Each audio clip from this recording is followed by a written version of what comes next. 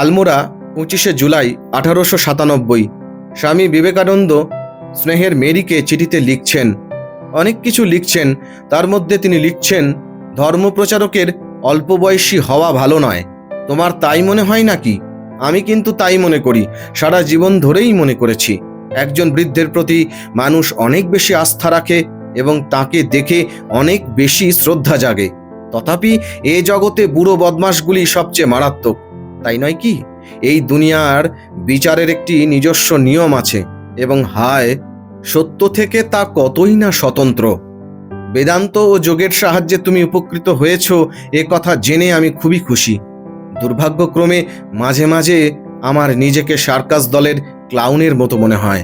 সে কেবল অন্যকে হাসায়, কিন্তু তার নিজের দশা সকরুণ।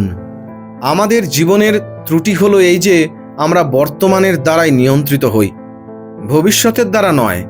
যা এই মুহূর্তে আমাদের ক্ষণিক আনন্দ দেয়, আমরা তারই পেছনে ছুটি। ফলে দেখা যায় বর্তমানের ক্ষণিক আনন্দের বিনিময়ে আমরা ভবিষ্যতে বিপুল দুঃখ সঞ্চয় করে বসি। যদি ভালোবাসার মতো কেউ আমার না থাকতো, যদি আমি শৈশবেই মাতৃপিতৃহীন হতাম, আমার আপনার লোকেরাই আমার পক্ষে সবচেয়ে বেশি দুঃখের কারণ হয়েছে। আমার ভ্রাতা, ভগ্নী, জননী ও অন্য সব আপনজন, আত্মীয় স্বজনরাই মানুষের উন্নতির পথে কঠিন বাধা স্বরূপ। আর একটা খুব আশ্চর্যের নয় কি, যে মানুষ তৎসত্ত্বেও বিবাহ করবে ও নতুন মানুষের জন্ম দিতে থাকবে। যে মানুষ একাকী সেই সুখী।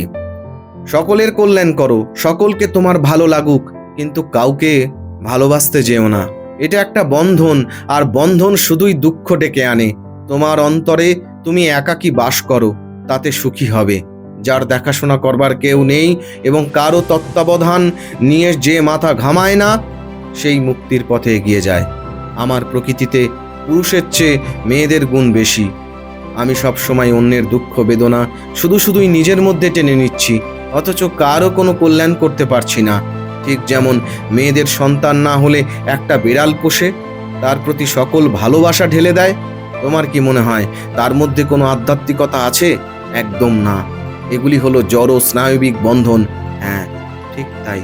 হায়, পঞ্চভূতে গড়া এই দেহের দাসত্ব ঘোচানো, সে কি সহজ কথা? হ্যাঁ, স্বামীজি এমনটাই লিখেছেন চিঠিতে স্নেহের মেরিকে।